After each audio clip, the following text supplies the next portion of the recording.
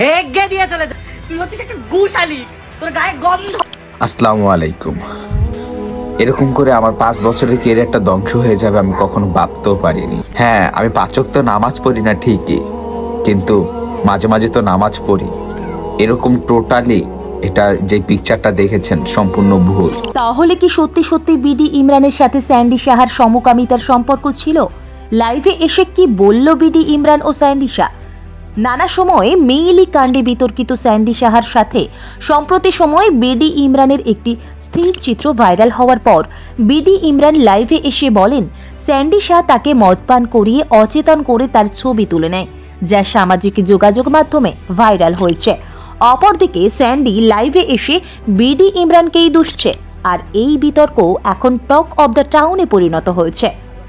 আজকের ভিডিওতে জানতে পারবেন পৃথিবীতে সর্বপ্রথম সমকামিতাকে কোন দেশে বৈধ করা হয়েছিল ও সমকামিতা আসলে কি, কেন বাংলাদেশের বেশ কিছু কন্টেন্ট ক্রিয়েটররাই বা সমকামিতাকে প্রমোট করছেন। বর্তমানে যেহেতু ভারতে সমকামিতা নিষিদ্ধ নেই, তাই সেখানকার বেশ কিছু স্থান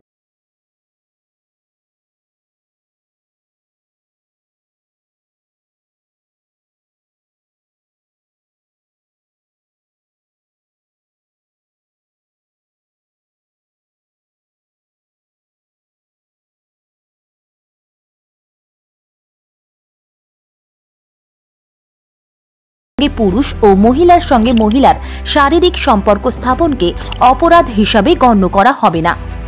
একই সময় রাস্তার অপরাধের জন্য ভারী দণ্ড আরোপ করা হয়।